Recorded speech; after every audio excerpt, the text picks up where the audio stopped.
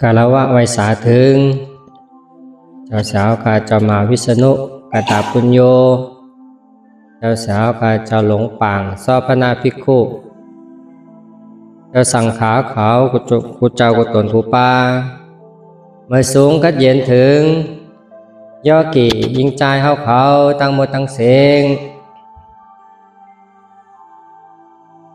การปฏิบัติธรรมของเขาเหมือนในก่อคืนหอดมาถึงวันทนเก่าปีศาสนาพุทธเจ้าเฮิงเปิงใสขึ้นมาไหล2 เหง 5 ปาก 69 ปีไต้2 เหง 1 ปากปลายซาวปีก็จะ1 เหง 3 ปาก 87 คู่แมนเนอร์เหลิน3 ลอง 8 คำกลางเนอในนี่ก็ได้เลยเอาคอทำมาหมอกลาดเมโยกี่ยิงจ้าเขาตั้งหมดตั้งเสียงได้เลยเอาหัวคอทำที่เป็นตอนสอนเนอธรรมะปาตาเกี่ยวลองย้อนกันต่อเนี่ยนะย้อนกันต่อขอขมาเนี่ยนะ เหมือนเจ้าหนังเฮาย่อกี่เขากูก้นเนี่ยตีเฮามานังพึกจังกรรมปฏิบัติธรรมในเนี่ยเฮาก็มีกันต่อย้อนปลดปล่อยวางพระตีไรเปิงพิษตั้งใจก็เลี่ยมตั้งใจก็ลีเมื่อแล้วก็ว่าเนี่ยที่ไรพิษไรเปิงมาให้โจรจาระกระเย้าเนี่ยพิษเปิงตีอาริยะเจ้าเนี่ยที่อันเข้ามานั่งตลาเสียก่อนเนี่ยเข้าย้อนกันต่อกูมือกูปอกนั่นก็มันก็เป็นดองอันหลีเต้ๆเนี่ยพอเหมือนที่วิจิตรธรรมะเนี่ยก็อ่อนเข้าเฮ็ดมาปฏิบัติมาเนี่ยมังก็เนี่ยนั่งปฏิบัติอยู่ตั้งหึงเสียแลเนี่ยเหมือนทางว่าเตเข้ามาโขไรไว้กาซ้ำเหมือนจังหนังก็ดึงคืนตั้งนายเย้าเนี่ยเฮ็ดกว่าเฮ็ดมาเนี่ยซ้ำถอยหลังคืนเฮ็ดไหนขึ้นกว่าตั้งนานไรเนี่ยหลวงพ่อก็ว่าติดคัดจังนั้นเนี่ยก็มาหาประมุนนะประมุนก็ลาดกันต่อเลยกันต่ออริยะหลวงพ่อเข้ากล่อมหู้เขาก็เลยพิษมาหู้เมื่อไหร่จัดเลยปั่นเลยหู้หลวงพ่อก็เขาเลยพิษปอแม่นี่เหี้ยก็เขาเลยพิษเดี๋ยวก็ว่าเมื่อเขาเป็นลูกอ่อนเนี่ยเขาตั้งใจก็เขายามวนพิษพิษลาดพิษหลาปอแม่เช่นในก็มีนี่เอามากันต่อเนี่ยขอให้เธอตีเข้าจ้างกรรมนั่นก็กว่าง่ายหล่มก็นั่นแหละนะวันเหมือนนั่น เอาสักเศษหลักฐานตีมือปานพุทธาพระเป็นเจ้าว่าเนี่ยลองตีอันเท่าไรว่นพิษเนี่ยไรว่นพิษนั้นบางบอกอะไรเฮ็ดพิษบางบอกอะไรลาดพิษเนี่ยแล้วก็มันเป็นวดเป็นตามติดตามมาหลายโจหลายจัดก็มีตีอันลึกลำเสเปิลลำลองเสเปิลนั่งว่าว่นพิษเนี่ยกายกรรมวจีกรรมมโนกรรมเนี่ยกายกรรมในกล่อมเพราะกาหือนะวจีกรรมในกล่อมเพราะเหอที่อันลึกลำเพราะพิษก็พิษหนานั่นคือนั่นเป็นยังวจีนั่นเป็นมโนกรรมเพราะว่าขึ้นสูงต่อถึงมรรคผลนิพพานก็เป็นมโนกรรมเหมือนกันเนี่ยมโนกรรมนั้นลำลองเสเปิลที่อันเข้ามาพึกจังกรรมตราอยู่มาเดินในนี่ก็บอกว่า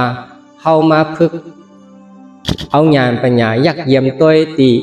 มโนกรรมที่มโนกรรมนั้นเนี่ยมันมีทั้งกุศลและอกุศลกุศลนั้นอ่อนเฮลีอกุศลนั้นอ่อนให้ก้อยกาบอกว่าเข้ามาละถึงลองถึงมาจิกจอมยอดธรรมะเนี่ยเดี๋ยวเลยแปลตั้งกุศลและอกุศลบอกว่าเจอของเขานั้นเจอลีเกิดขึ้นมาก็เย่าเจอลีก็จะได้วนวาง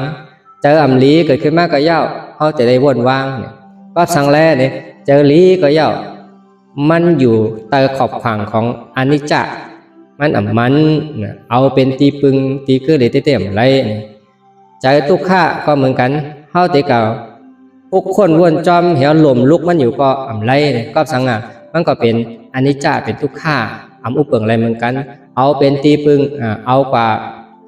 เป็นอ่อนโหน้ำนาเฮาไรเหมือนกันเนี่ยก็ตอนแรก เพราะว่าเฮามาพอถึงจิกยอดถ้ำจะไหนบอกว่า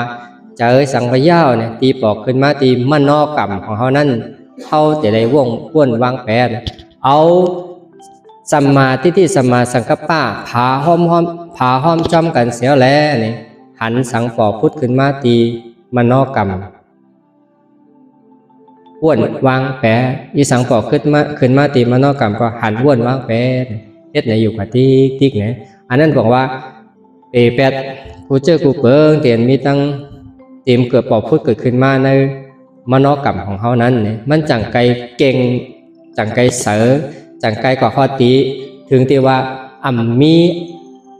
อนิจจามีทุกขะเป็นสภาวะสุญญาตานั่นนะเป่าเนี่ย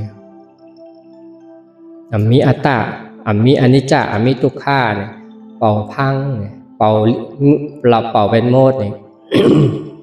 ตอนนั้นเลย เขาจังกำเนี่ยก็เขาพึกตอนตัดถึงเอาอนัตตาอ้วนว่างไปติ๊กเนี่ยต่อถึงฮอดถึงสุญญาตานั่นนะสุญญาตาบอกเป่าหมดจืนเสริมหมดแรงปังหมดเนี่ยที่นั้นเขาว่าสุญญาตาเนี่ยนะแต่เขาที่ว่ากันต่อเนี่ยเมื่อกูปอก เมื่อปันพระเป็นเจ้าเนี่ย มีเจ้ามหาสวากะเป็นเจ้าที่อันห่อตระกัดแขนพระเป็นเจ้าเนี่ยห่อเหลียวก็นี่หมอมาจักเพสับเลี้ยงเฮอมันกว้างขวางอะไรนำเตวว่าเนี่ยเพราะว่าเฮ็ดเฮอคอทำอันปุกสองปุกไว้เนี่ยเฮอมันควักใหญ่กว่าเป็นหลายๆรองหลายๆตั้งไรเนี่ยเพราะเจ้านั้นเขาว่ามหากัจจยนาเนี่ยวะนะมหากัจจยนามหากัจเจเนี่ยก็เลยนะเพราะว่าหันตั้งเมืองเขก็ย่อนะตั้งเมืองไทยก็ย่อ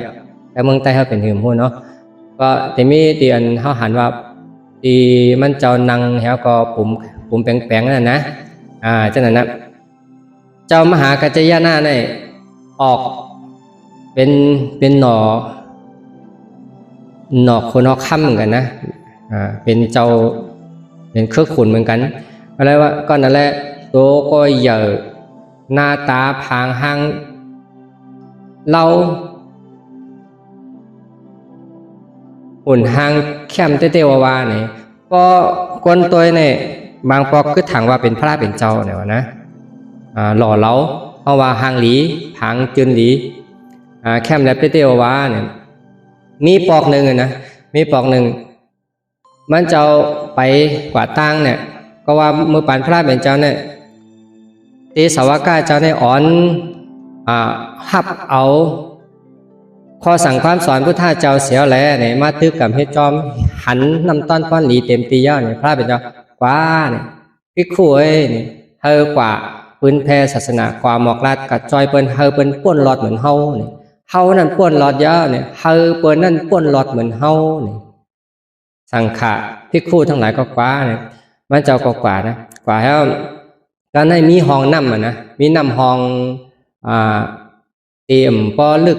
ป้อตื่นกว่าใครกวางไว้ก็แต่อย่างเย่เหี้ยก็ไปคามกว่าอะไรอยู่มันเจ้าก็ไปคามน้ำกว่านะไปคามน้ำกว่าตึกไปคามน้ำกว่าเนี่ยสร้างเปียงอันว่าสบงอันว่าตีพานุงเนี่ยโหย่ำเนี่ยจะได้จันขึ้นเพราะจันทร์คืนหน้าเนี่ยมีลูกสะเทก้อนหนึ่งชื่อว่าโสระยะเนี่ยนะโสระยะเป็นลูกสะเทก้อนหนึ่ง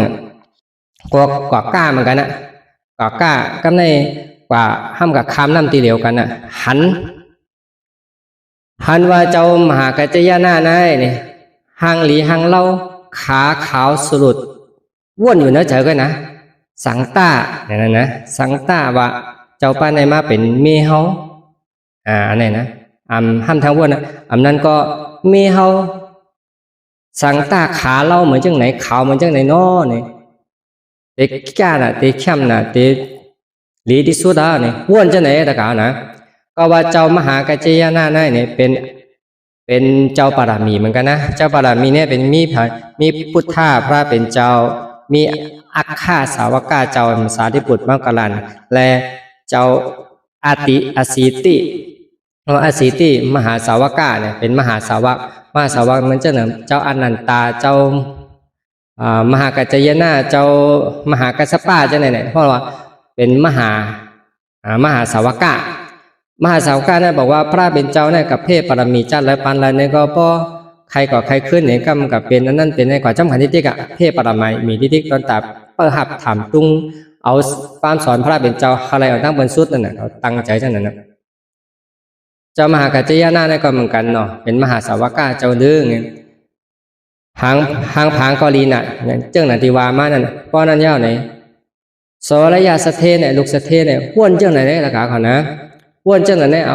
เอาผางหางตัวเก่าในเย็นเป็นมียิ่งกว่ากำเหลียวอ่ะเย็นเป็นมียิ่งกว่ากำเหลียวกำในก้นเดียนกว่าจอมกันลูกน้อง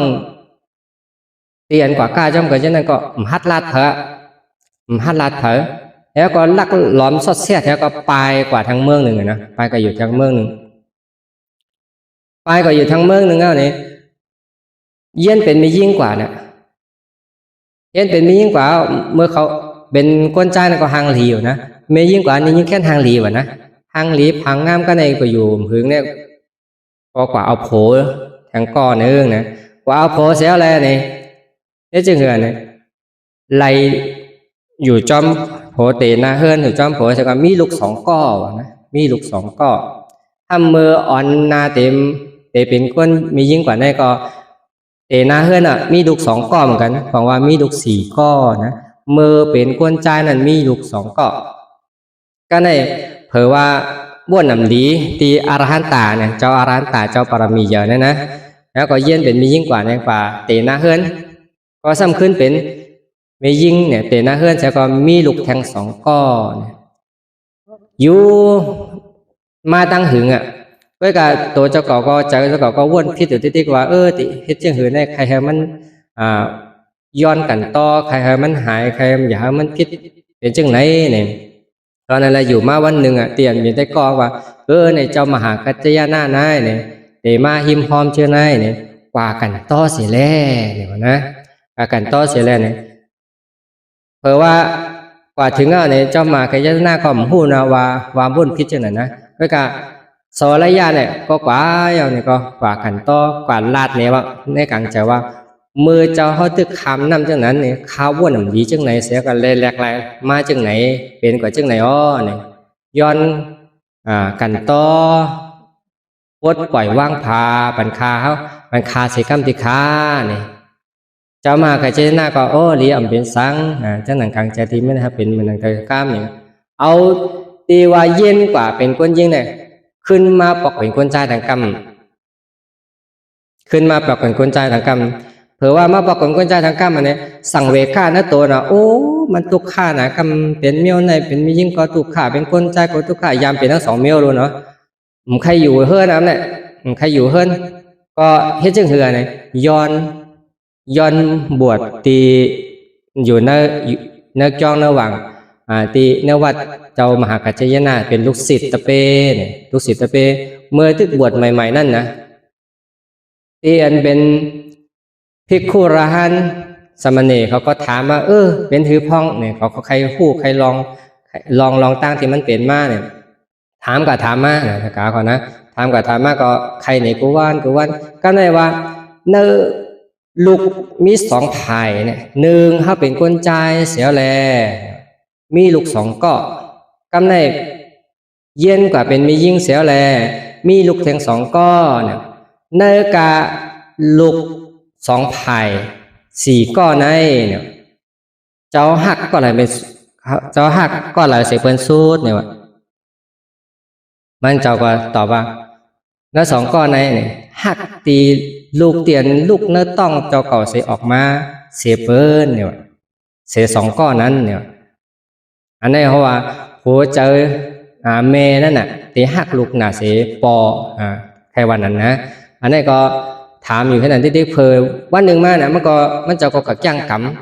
ก็จ้างกรรมที่ไงหึงหน้าเนี่ยตกเป็นอรหันตะ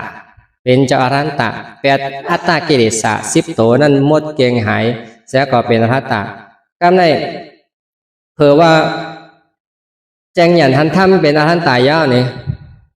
ภิกขุสมณีเจ้านั้นก็มาถามกันเป็นฮื้อเนี่ยมันก็ที่เขาไปจำยินมากกับผูก็มาถามเป็นฮื้อพ้องหักลูกเนี่ยหักก็อะไรเสเปิ้นเป็นชื่อฮื้อพ้องเนาะเมื่อเร็วนี้เนี่ยเขามีลูกยาวเนี่ยเขามีจะหักเมตตาเหมือนนั้นมีจะหักเหมือนมุกุปอกยาวเนี่ยเขามีเมตตาเพ่งเป้งกันในโลกาในกันในภิกขุทั้งหลายก็หันว่าโอ้เหมือนเจ้าป้าในเหรียญอยู่ในเนี่ยเมื่อกูบอกสัมว่าหักก้อนนั่นเสียก้อนในเมื่อไรเขาว่าเพ่งเป้งกันมั่วๆแล้วหักเป็นหั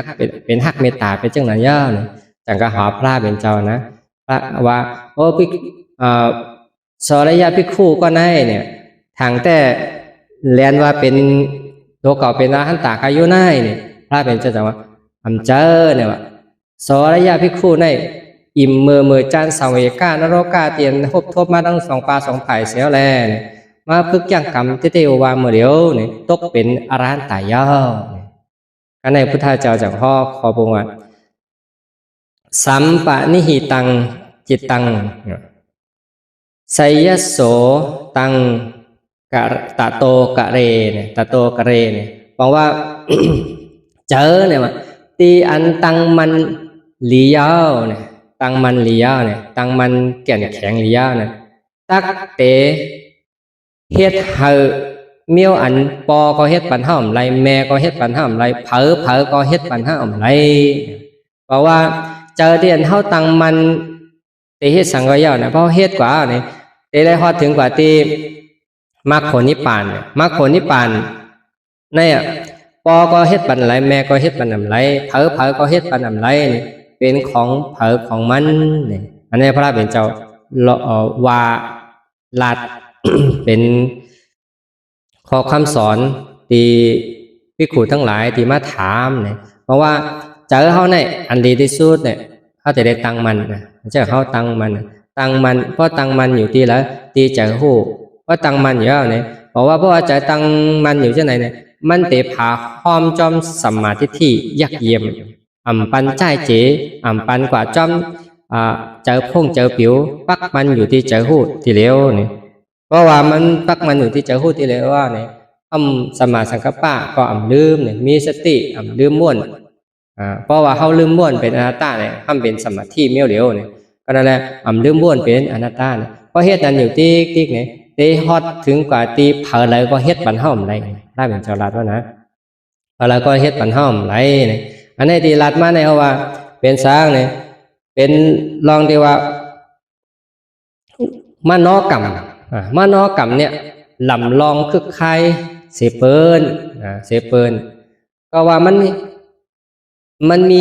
พละมีแห้งเยอะหนาแล้เนี่ยเขาแต่ปล่อยไว้อันนั้นก็เขาเต็มพึกนั่นไรเนี่ยก็ว่าเพราะว่ากิเลสโลภะโทสะโมหะเนี่ยมาขงมาวน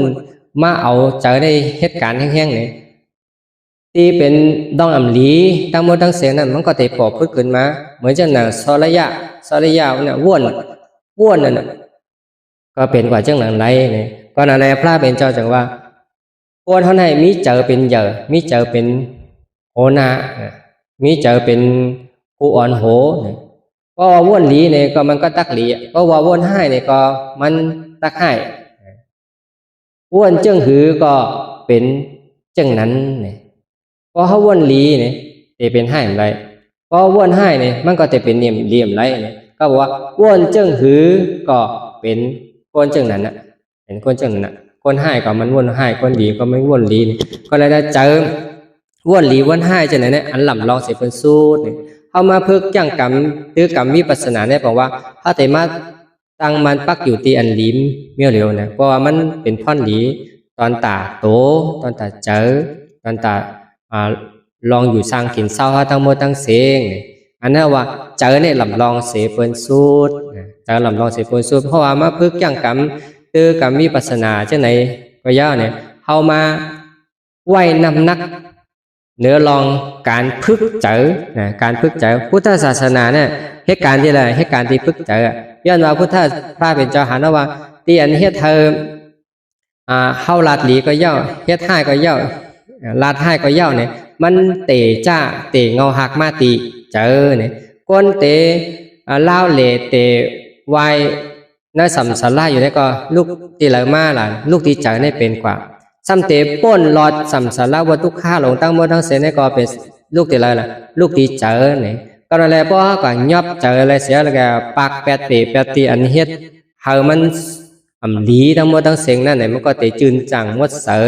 ต่อเพราะที่ว่ามันเก่งเสือเป็นสุญญตาขึ้นมาไหลอันนี้เพราะว่าพุทธภาษาเนี่ยพุทธศาสนานั้นเพราะว่าเป็นความสอนพุทธะเนี่ยเป็นความสอนพระเป็นเจ้าเนี่ยพระเป็นเจ้าหานิพพานมาเข้าตั้งเสียสังเขตมันก็ว่ามหาทบตีเนี่ยมหาทบตีเจอเนี่ยแล้วก็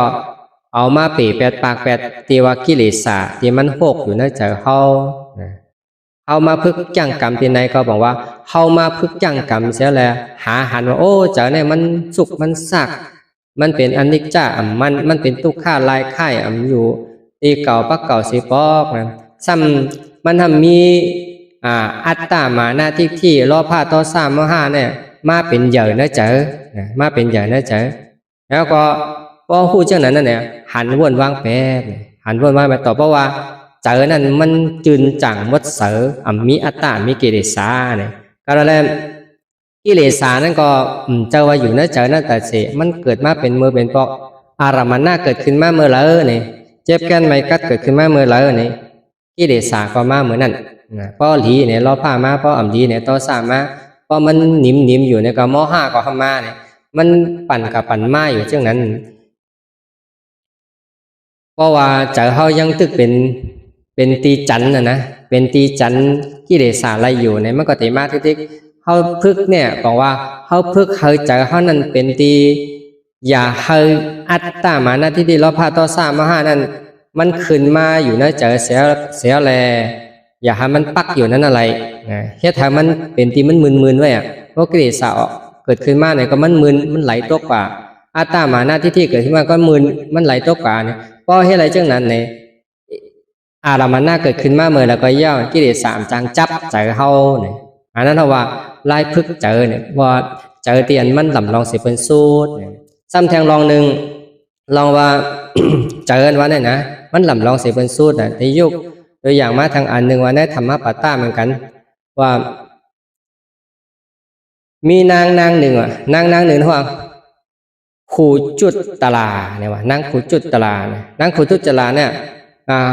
บอกว่าเป็นนางหลังก้อมเนี่ยว่านะเกิดมาหลังก้อมหาปากจัด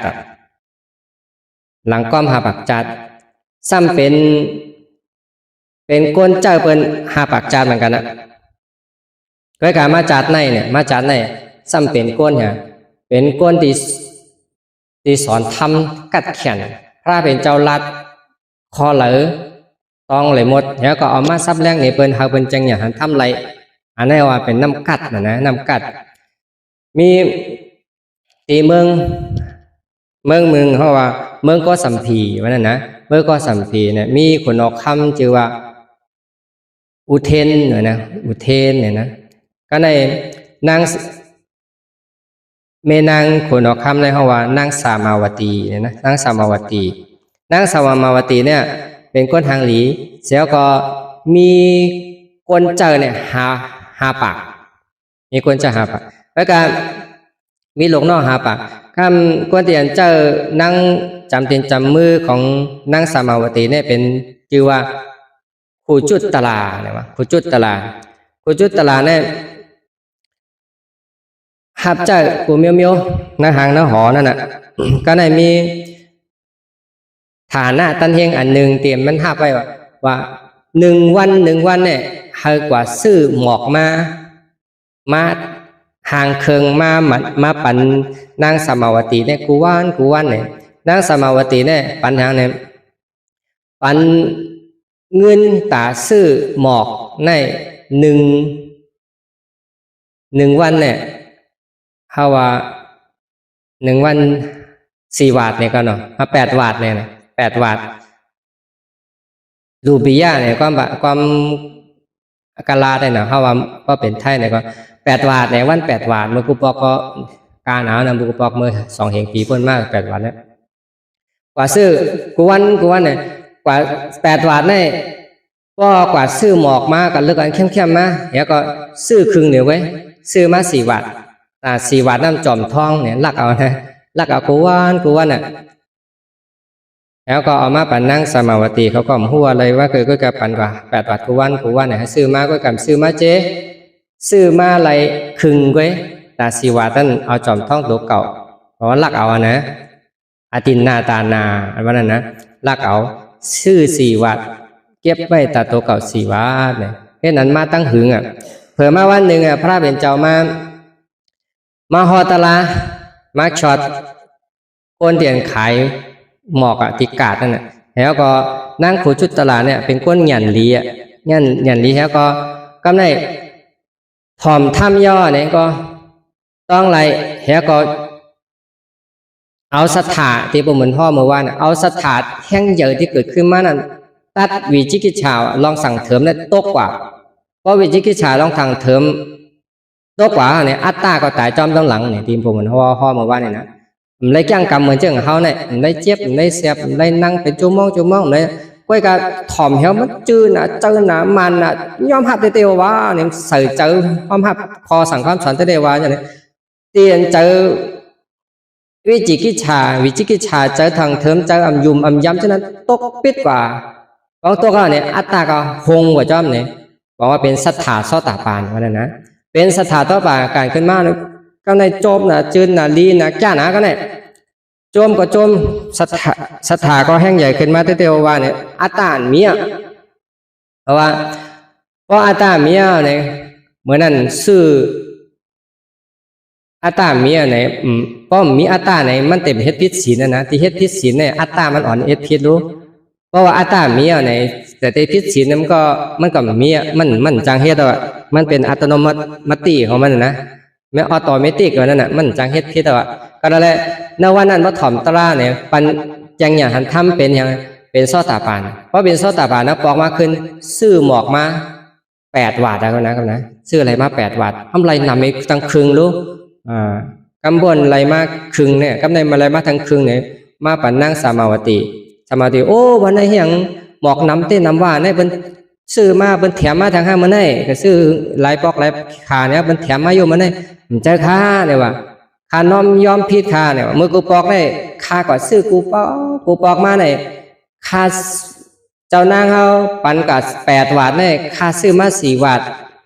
ได้จอมท้องลักเอามาแต่เสียเนี่ยก้วยกับเมื่อในขำเฮ็ดได้เนี่ยค่ะซื้อมาตั้ง8 วาทเลยมันจังกันเลยน้ำจังไหนเนี่ยเฮ็ดถือล่ะเนี่ยเฮ็ดถือแลซ้ำเป็นกว่าจังนั้นล่ะเนี่ยเหมือนในคาเขา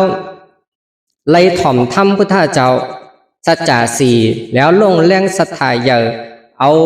เข้าใจเขาข้อธรรมะที่เทวาเสียก็จ้างเฮ็ดพิษว่าจ้างให้กว่าเฮ็ดพิษก็เฮ็ดแล้วค่ะเนี่ยก็นั่นแหละค่ะก็ซื้อมาตั้ง8 วาทเท่า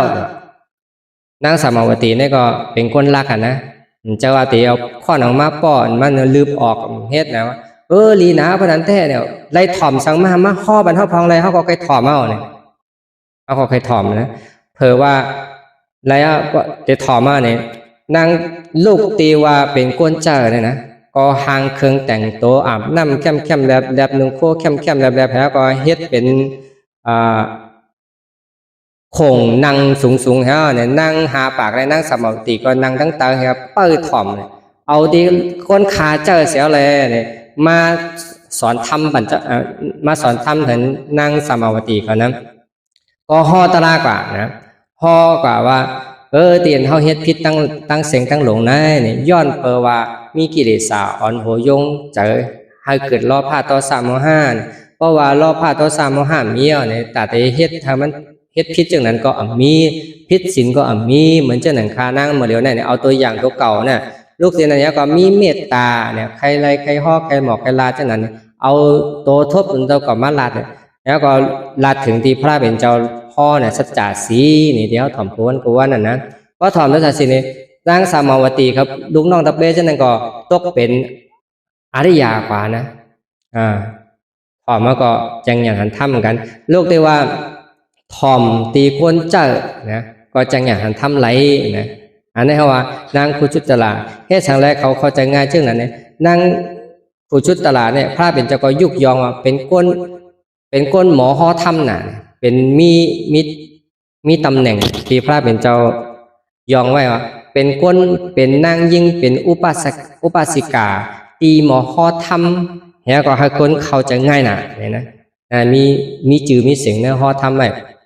ก็อะไรพอห่อถ้ำมาเนี่ยก็กูวันเนี่ยก็ได้ถ่อมถ้ำนั่งคุจุตลาเนี่ยอยู่ตาเสเนี่ยเพื่อกะเพราะว่าเมื่อห่อถ้ำก็เพราะเป็นห่อถ้ำเนาะเพราะเรานอกเสียนั่นก็ยังเหตุการณ์เหมือนเก่ายังกว่าซื้อหมอกมาปันยังเฮ็ดหงข้าวหงพักพัดเทินพัดเหมือนเก่าถ้าว่านาตีการงานก็ยังถือเฮ็ดเหมือนเก่าเพื่อกะเพราะว่าถึงข้าวยำห่อถ้ำมาเนี่ยก็นางสามาวตีก็มานั่งมาถ่อมเหมือนเก่าอันนี้เขาว่าตันเฮงฐานะนาทีการงานเนี่ยก็ยังตึกเหมือนเก่าอยู่เนี่ยก็ในนั่งคุดตลาเนี่ยคุดจุดตลาเนี่ยเป็นยังไงก้นหลังโคตรนะไปก็โคตรเหมือนก้นเทานี่ก็เป็นยังไงเป็นบวชมือ5 ปากปีป่นมา5 ปากจัดป่นมาเนี่ยก็เป็นนั่งเตียนคาเจ้าเป็นเก่าเตียนคาเจ้าเป็นเก่าเฮ็ดสังแร่เนี่ยมันนั่งเนี่ยตีเฮือนนั่นก็เป็นเฮือนสะเทเพราะว่ากังไหนเจ้ามาเนี่ยแต่มีปัจเจกพุทธามันนะพระเป็นเจ้าได้แต่มีพระเป็นเจ้าพุทธาและปัจเจกพุทธาปัจเจกพุทธาเนี่ยบอกว่าเจ้าผู้อันหาหันหูหันจังหยันหันทำเป็นพุทธาเจ้าหนึ่งก้อยกาห้องว่าเป็นปัจเจกพุทธาเจ้าเนี่ยปัจเจกเนี่ยบอกว่าสอนเถอเอาตัวเจ้าเก่าพ้นรอตัวเป็นพุทธาอยู่นังเก่าสอนเผอรัดเผอหมอสอนนั่นน่ะนั่นว่าปัจเจกพุทธาเพราะนั้นแล้วเพราะว่ากังเนมาในปัจเจกพุทธาเจ้าเนี่ยก็มาตุ้งซ้อมที่เฮือนมากูวันปัจเจกพุทธาเจ้าเนี่ยก็เป็นก้นเท่าเนี่ยนะอายุยาวแล้วก็นั่งหลังความหลังป่งหลังฟดแล้วก็หลังก้อมปลาก้อนต่อยชักก้อนต่อยตกมาเนี่ยกูวันเนี่ยนั่งกูจุดตลาดเนี่ยก็เฮ็ดเยืองนั่นนะก็ว่ามิจะว่าใครเสียเส้นนี่หันแต่ก็เยืองเยืองก็กะเยืองนั่นทำเป็นเทนะครับก่อนนะเยืองเพราะปัจเจกพุทธาเจ้าเมื่อเนี่ยเฮ็ดนี้ได้ก็ได้เสอยู่ในเฮือนนั่นก็นี่ปัจเจกพุทธาเจ้าบ่มาตุ้งซ้อมเลยมันก็เอาผ้าเอาสังมาห่มมาห่อตัวเจ้าแล้วก็ปั้งก็ต่อยหลังโป่งหลังขวดแล้วเอามือเปหลังแล้วก็ตกให้ไหนนี่เฮ็ดเรียนติ๊กน่ะเอาให้เรียนได้มาเนี่ยเป็นก้นเป็นก้นแอวคดหลังคดมาทาปากจัดนะครับก่อนนะอันนั้นว่าห้องว่าเป็นวดนั่นน่ะแต่ว่าเพราะว่าเขาหนังตะล่าเนี่ยเขาก็ย้อนกดไหวว่างพาเนี่ยเตียนไรพิษไรเปิงมาเช่นนั้นอันนี้ก็ดีนะก็ได้เพราะว่าเป็นเช่นนั้นมาถึง5 ปากจัดแล้วก็หลังโคตรหลังง้อมาเห็นแต่เฮ็ดนันตาเสนะก็ได้ก็นั่งคุจุตลาในเฮ็ดสังแลมีญาณปัญญาเนี่ยว่ามีญาณปัญญาพุทธเจ้าฮอทำคอเหลียวเนี่ยก็เอามาซับแรงเพกควักนี้ก้นเตียนไรถ่อมดีเช่นนั้นไรจังญาณทำจอมเนี่ยต่อว่าพระเป็นเจ้าเนี่ยสัพยุกยองว่าเป็นก้นฮอตลากัดแขนก้นนึงนี่ก็ว่ามีอยู่ปานนึงเนี่ยมีอยู่จัดนึงมันนางในตีชะเทเขาก็ปั้งมุนเจ้าสังขามาซุงซ้อมก็ในมาซุงซ้อมมันก็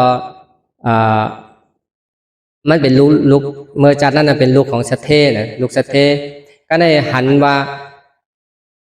เจ้าร้านตาเขามาซุงซ้อมเนี่ยมาซุงซ้อมเนี่ยเอาเขาไม้พักไม้ในใส่ในบาทใน10 ปีเสียก็มันไม้แล้วก็เอามือยิบเตอห้องลอง10 ปีแถวก็กินเนี่ยมือใหม่มือใหม่เนี่ยก็เพราะว่าย้อนมีญาณปัญญาเสียแล้วเนี่ยหันว่าโอ้เฮ็ดจังคือเนี่ยก็เอา แหวนคอมือของเจ้าเก่าเนี่ยเอาลูอารานตาเจ้าเห็นว่าเขาเอาหลองสี่ปิดแล้วก็ซุ่งซ้อมคาตาเนี่ยเอาแหวนคำของตัวเก่าเนี่ยดูปัจเจกพุทธอยู่อารานตาเจ้าเสียอะไรเขาเอาหลองสี่ปิดนั่นน่ะไว้ตุ้งซ้อมเนี่ยวนงานเป็นงานขึ้นตันฉะนั้นเสียอะไรเนี่ยลูกอตินันมาเนี่ยมาถึงปานเมื่อเร็วแน่นะก็เลยเป็นก้นมีงานเป็นงานห่อผ้าเป็นเจ้าห่อทำคอเหลวเนี่ยก็จังอย่างหันทำเสียก็หมอเอามาแผกควักในเปิ้นไรเนี่ยเรื่องว่ามีงานเป็นงานตีไรลูแหวนแหวนคอมือที่นั่นเอางานเป็นงานวนมาพวกแก้ไขจังไหนมันเตลีเนี่ยเอาลูกที่นั่นเสียอะไรเนี่ยมาจัดป่านไหนนะก็เลยมาคบทบพระเป็นเจ้าเสียก็มาเป็นคนเตียนมิ่งหยันดีก็นึงอันนั้นว่านั่งกุจุตตราเนี่ยวันกุจุตตราเนี่ยก็เป็นคนหลังงอมา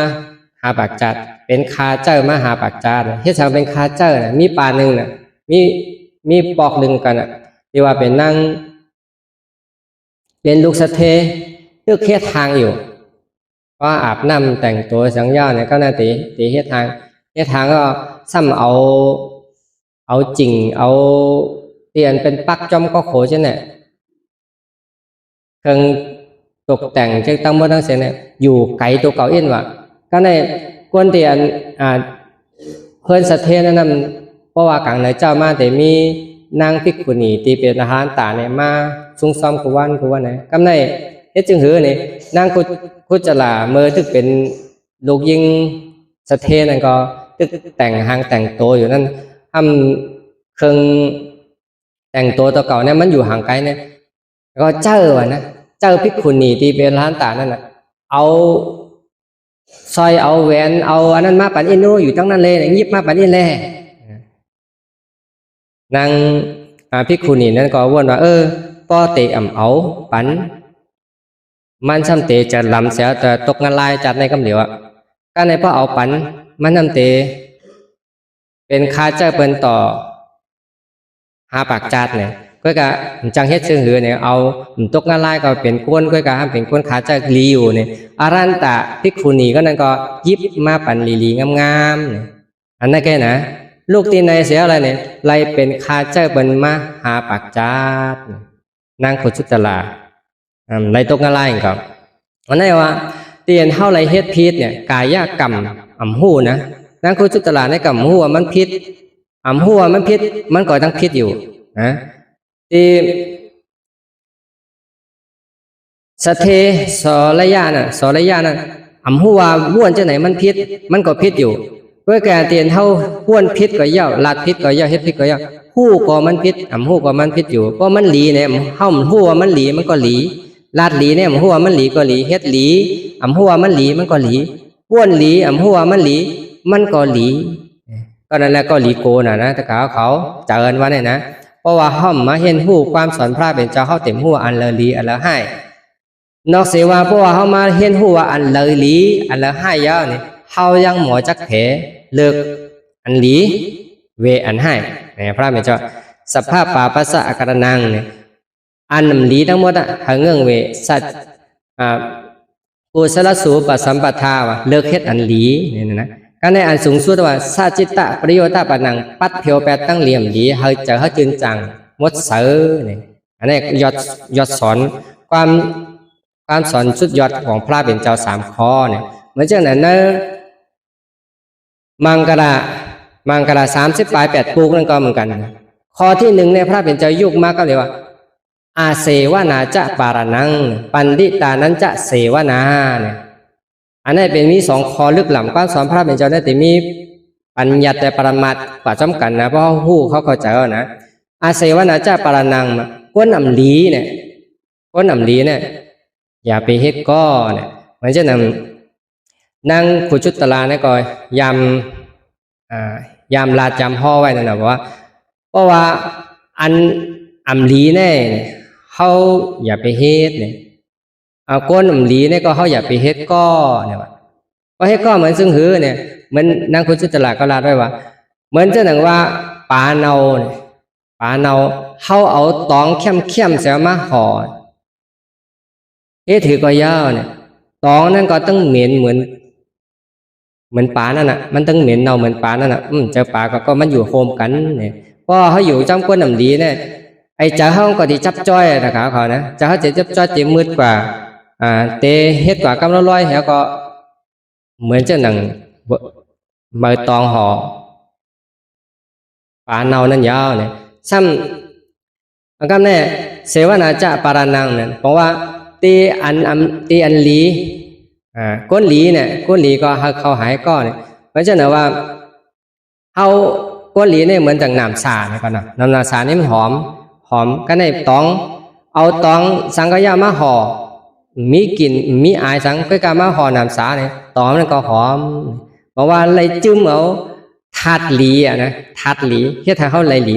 ขึ้นมาเนี่ยอันนั้นว่าอาเสวนาจะปารานังเพราะก้นอำหลี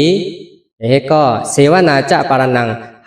เสวนาจะปารานังปันทิตานั้นจะเสวนาปันทิตานั้นจะบอกก้นหลีก้นเมียก้นเด่นหอนเขาหลีเขาเมียตันเขาหาเฮ็ดก็เนี่ยเพราะว่าถึงปรมาตมาแต่เขาอาเสวนาจะปารานังว่าอาเสวนาจะอย่าอยู่ผาห้อมจอมเนี่ยปารานังว่าเจอป่าป้าเมือกมาเจออำลีเจออกุศลทั้งหมดทั้งพิษเนี่ยอย่าไปเข้าหาอย่าไปเข้าจำอย่าไปให้มันคำอยู่นะเจอเขามันเกิดขึ้นมากก็อย่าเขาหมอวนวางเนี่ยอันนี้ว่าเป็นปรมาตมันตื้อกรรมจ้างกรรมในดำเดียวนะความสอนพระเป็นเจ้านะเพราะว่าเขาอ่ำหูอันเลลีอันมาให้เขาหมอจักเสหมอจักเสเสียเขาก็หมอเงื่องเวก็ว่าเขาปฏิหับทั้งสองมิ้วก็ในเขามาเห็นหูปฏิบัติบอกว่าเขามาเอาญาณปัญญาน้ำนายาเนี่ยที่สังอากุโสเจตสิกทั้งหมดทั้งเสียงเจอมลีทั้งหมดทั้งเสียงเนี่ยเกิดขึ้นมาเมื่อไรที่จะเขานั้นเขาหมออาเสวนาจาเนี่ยอนัตตาเนี่ยอาเสวนาจาบอกอยู่ห้อมปาห้อมบันหามันตรุมอยู่นะเจอเขาวนวางแปดนะวนวางแปดเสวนาจาปารานังเพราะว่าเสปันติจานิจาเสวนาเนี่ยบัณฑิตความเพราะว่าเป็นปรมาตถบัณฑิตว่าญาณปัญญาครับเดี๋ยวนะญาณปัญญาเสวนาผาห้อมจ้อมญาณปัญญาอยู่แต่เสเนี่ยเพราะผาห้อมจ้อมญาณปัญญาแต่เสยันอาเสวนาเจ้าปารานันในความมันเกิดขึ้นมาห้างมังคุยเพราะว่าผาห้อมจ้อมอัตตาป่าป้าเมือกมาทั้งหมดทั้งเสียงเนี่ยอัตตาเนี่ยเป็นก็อ่อนโหนน้ำนานเพราะว่าอีสังลีเกิดขึ้นมาน่าจะเขาอากุโสเจตสิกอากุโสจำลีสังก็ย่อเกิดขึ้นมาน่าจะเขาเนี่ยเขาก็เสวนาจะบัณฑิตตอนนั้นจะเสวนาว่าเอาญาณปัญญาอยู่ผาห้อมจ้อมญาณปัญญาสองเปิงเสียก็วนวางแปบอันนี้เพราะว่าความสอนพระเป็นเจ้านั้นมีตั้งไข่ปัญญาปิญญาอันเท่าว่าอยู่จอมกลอันนั้นว่าปิญญาปัญญาอันเท่าก็เนี่ยอยู่ตั้งเจอเขาเนี่ยเขาเป็นปรมาตมีอยู่สองฝ่ายที่พอเขามาเห็นหูลองปัญญาศาสนาความสอนพระเป็นเจ้าอันลึกล้ำเขาปรมาจังหนันยาวเนี่ยเขาเตะหมออยู่นะนรกาก็เขาหมออยู่เนื้อเจอเขาก็หมออยู่เนี่ยมันแต่อะไรกัดเย็นนะครับเขาเนื้อรกาก็เขาอะไรกัดเย็นก็เขาหมอเงื่องเวเนื้อรอกี่นะบอกว่าที่เจอนะรอกี่เนี่ยมันจะที่ไรเป็นเจอเขานะเขาเจอหลีเกิดขึ้นมากก็เข้าหมออยู่พอเข้าหมอวนว่างไปแต่ปันนั้นมันไม่โยงเจอเขาอันนั้นเขาว่าหมออยู่นะหมอเข้าใจศาสนาพระเป็นเจ้าเตียนเป็นร่อนแกนเสียก็มาตื้อกับเฮ็ดสร้างแล้วเขาอยู่ในเมืองคนนะเกคนก็อยู่หลีกัดเย็นอยู่ห้างตัวเก่าๆเนี่ยก็อยู่หลีกัดเย็นอันนั้นว่าปัญญาศาสนาอันนี้ก็นั่งคุจุตตลาก็ใกล้ฮอลัดเนปันนั่งสามาวตีเขาอยู่เนี่ยก็เลยเขาพอเขามาลัดถึงที่ไหนนะเขาติดได้หันว่าเจออันวันนั้นปล่อยเล่นอะไรเนี่ยปล่อยให้มันอยู่เหมือนเช่นนะเขายามเป็นต้นมาเนี่ยก็อะไรเนี่ยก็สะมันตีจันกว่าล้อมดีนะมันตีจันกว่านั่นล้อมดีแล้วก็เป็นตีเกิดตีขอตีจู่ตุ่มของกิเลสทั้งหมดทั้งเสียงเสียแหละอ่อนเฮาในตุกข้าเดินไม่ผู้ว่ามันตุกข้าเดินไม่ก็ยังตุกข้าเดินไม่อยู่ผู้ก็มันติดตุกข้าเดินไม่อยู่กว่าที่เนี่ยเย้าไม้สีฟอกเนี่ยก้อนมาแลมณวันเหมือนในนี่ก็เลยเอาพอสอนความพระเป็นเจ้าที่ห่อไว้ว่าสัมปะนิหิตังจิตตัง ไสยโสนังตะโตกะเรเพราะว่าตีเพราะว่าเฮาเฮ็ดจะเฮาตังมันนิ่มเลียวเฮาเตเฮ็ดตีอันเฮาเตเฮ็ดตีอันปอแม่เฮาเฮ็ดปานนำไรเนี่ยอันเผอก็เฮ็ดปานนำไรเนี่ยพุทธะพระเป็นเจ้าก็เฮ็ดปานนำไรเนี่ยอันเฮาว่าเตกว่าแจ้งแรงถึงนิพพานเนี่ยก็นั่นแหละณวันมื้อนี้เนี่ยก็เลยเอาคอที่ว่าเฮาไล่กันต่ออยู่กูมื้อกูวันก็สั่งไล่กันต่อเนี่ยมันก็ตะกาวเขายกเกี่ยวเขาตึกมากเนี่ยก็เต็มป่องเจอนะก็เลยเขาป่องเจอแล้วว่ากันต้อนนั้นมันเป็นพ่อหลีตอนตาเขาเตี้ยวว่าตอนตาอย่าให้ไอเดียนเฮ็ดพิษตั้งหมดเนี่ยมาปิกตับรับไปตั้งป่ามักปั่นมักคนที่ปั่นเฮาเนี่ยแล้วเสร็จได้ก็เขาก็กันต้อนะกันต้อปอกันต้อแม่เอากูปอกไหนเพราะว่าปอแม่เนี่ยเขายามคิดมาเหมือนเดิมพูดก็ว่าเขาใจตึกเกิดมาเหมือนในจัดในก้อยพอแม่เขาจัดก่อนจันลื่นหื้อนั่นก็จะเมื่อเขาเรียกเนี่ยเขาต้องคิดพอแม่จะลำพอแม่ไม่มีนะก็นั่นแหละเขากันต่อนะกันต่อมันตีเฮ็ดให้เขาตื้อกรรมปฏิบัติกว่าตั้งนานเนี่ยมันง่ายๆโดมๆมีอันเฮียนตับรับไว้นะครับนั่นแหละเป็นอันลำลองนะเขาจังไรมีกันต่ออยู่กูตาเสเนี่ยบางปอกในตะการนะก็ยำหันนะแม่เนี่ยแม่แห่ตั้งลูกเนี่ยเมียนกันนะเป็นมียิ่งเหมือนกันนะเมียนกันเดี๋ยวเรียกมาต่อเถียงมั่วๆกันแต่เสแม่ก็เกี่ยวลูกก็ทำอยู่จำกันนะเถียงแกมั่วๆแต่เสมาแข่งกันตะล่านะขึ้นนะครับแม่ลูกเนี่ยมันตึกเลขอยู่เนาะมันก่อนจะไปจังมาแข่งกันตะล่าเนี่ยลูกเนี่ยอาศักปอเนี่ยเมย์เนี่ยอาศัก80 ปลายอ่ะสัพพติตายอ่ะก็มาแข่งกันที่ก็คืนเนี่ยเจอเนี่ยมันคล้องมันขำมันจึงว่าเขาเป็นเมย์มันนะมันตันนี้จึงไหนมันตันที่พ่อเขาลาเขาเทียงเขาลาแทงก็มันไล่เนี่ยเจ้าแม่นี่กับข้องกับคำให้ได้ที่เก่งนะอันนั้นก็กว่าตั้งนานอะไรนะกับเขานะกว่าตั้งนานอะไรก็นั่นแหละเพราะว่ามันเกิดขึ้นมาเนี่ยเขาหรือว่างกันหมดอ่ะเอาสังเสหมดอ่ะเอาสังเสเปิงอ่ะเขาก็อธิษฐานเนี่ยก็ว่างไปหมดกรรมเผอกรรมมันเฮ็ดก็มันเฮ็ดหลีก็หลีห้างมันก็มันเฮ็ดให้ก็ห้างก็ไม่จะก่อห้องดูว่ากรรมของเขาก็เขาเตะอ่ำบนล้อมดีนะเขาเตะบนนะเขาเตะวนลงหลีก็เอาตัวเขาลอดเนี่ยเขาจะได้วนจังนั้นว่างจังนั้นนะก็ว่าเฮ็ดดีในเฮ็ดไทยนั้นเป็นของมันเนี่ยแต่เขาเข้ามาฝึกปฏิบัติจังไหนเขาเตียลานหันลีแล้วว่าที่พระเป็นเจ้าตัวเผยเจอมันอะไรน่ะตัวเจ้าเก่าเป็นตีบึงของตัวเจ้าเก่าเนี่ยเขาเฮ็ดอยู่จังไหนข้างผังมันเนี่ยเขาเฮ็ดก็เขาไล่เปิ้นเฮ็ดก็เปิ้นไล่เฮ็ดเผยเฮ็ดมันจังที่จอยกันเสียอ่ะจังที่จอยกันเสียก็การมันจอยกันแล้วจะเป็นอ้อยก็เป็นอ้อยก็ลีกันเป็นกัลยาณมิตรกันเป็นคนที่เนี่ยเส้นทางเหี้ยก็ตัดไปกว่าตั้งนานน่ะไปมันน่ะเป็นของเพิ่มมันน่ะก็ได้แล้วเขาติวางเตียนของคำสังกยะของคำตีเฮือนตีเยตีอุกจ่าปีเจตีปอแม่ตีปีน้องตีลูกหลานว้าไปหมดกรรมเผอกรรมมันของเก่าก็ของเก่าของเพิ่นเอาเจอของเอาคำเอาเนี่ยแล้วก็เขาติดกว่าลดกับเขานะเขาไว้เจอว่างเจอจังนั้นเนี่ยมันเตรียมข้อมขำเต็มเนียมติดกว่าตั้งนาแทงเพราะว่าเขาไปว่างอะไรมันติดกว่าตั้งนาทางปะจัดในเขาไปว่างอัตตาอะไรเนี่ยจัดนานก็ดีกว่าจอมแทงเพราะว่าเขาว่างอะไรเห็นเมื่อไหร่เนี่ยก็มุกมัดกันถึงจอมเหมือนเจ้าหนึ่งเจ้าอังคุริมารานะอังคุริมารานั่นน่ะเพราะสังวาพระเป็นเจ้ากับช็อตเลยอยู่ง่ายไรอเมจีวันน่ะแล้วก็เอาคนตายเป็นเฮงเนี่ย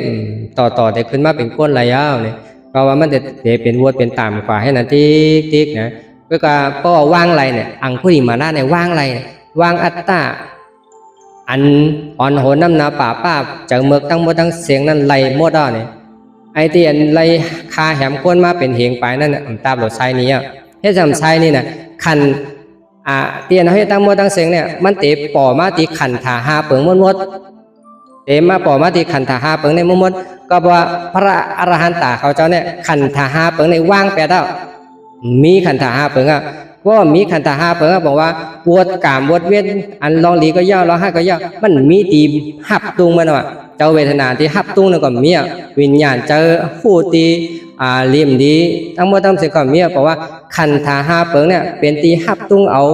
ปวดเวียนหลีลีเจ้าอังคุริมาราเนี่ยมีภาวังอารันตากุเจ้าเนี่ยภาวังขันธาเปิงตีเปิงหับปวดเวียนทั้งหมดทั้งสิ้นว่าภาวังแปลว่ามีเพราะมีขันธาเปิงเนี่ย ปองว่าอวดเวียนลองบาปกรรมกูเมียวเนี่ยจังก็ปันวดปันเวียนตีเลยนะจังก็เฮ็ดตีเลยปองว่าขุนตายมรณะพยามารวะน่ะตัวมหันอ่ะตัวมหันพระเป็นเจ้าเอานิพพานเนี่ยคุณมาลากคุณตายเนี่ยตัวมหันน่ะอยู่ที่เลยนะตาเอาตาวดไปน่ะมาลากคุณตายมาลากคุณสงมันจังอีหันอ่ะขณะวดเวียนทั้งหมดทั้งเสียงก็มันเสียงกว่ามดกว่าจังมาเป๋ขึ้นหาหลายกว่าหมดอ่ะเนี่ยอันนั้นเท่าว่าขันธาเปิงก็มีเนี่ยมีตีหับตุงบทเวียนยาวเนี่ยก็ได้เข้ามาพึกอย่างกรรมมีปัสนาในก็บอกว่าสันเนี่ยตาเข้ามาบทเวียนทั้งหมดทั้งเสียงเนี่ยมันสุดมันเสียงมันหมดมันปิดพอเขาวางอัตตากิเลสทั้งหมดทั้งเสียงระยะเนี่ยก็บทเวียนทั้งหมดก็จังปันที่แล้วจังเปที่แล้วขันธาเปิงตั้งนานนั่นมีเนี่ยก็มีตีหักตุ้มขำมีตีอะไรหับเอาลองดีแทงยาวเนี่ยก็ในเมื่อไหร่เนี่ยก็เลยลัดมาลองเข้าเลยกันต้อเนาะกันต้อเนี่ยกันต้อกูพ่อกูปอกอลีนะกันต้อปอกับต้อแม่เข้าในหลังลอง10 คนสุดมันจังเฮตับไว้ก็แล้วเพราะเข้าใจย่อเนี่ยสืบในกว่าเนี่ยก็นั่งตื้อกำมีปัสนาของเข้ากว่าแทงเนี่ยสืบข้ายาวกว่าแทงเมื่อแล้วก็ตึกเก่ามองเนี่ยเขาติดนั่งปฏิบัติภาวนาก็จัง1 ชั่วโมง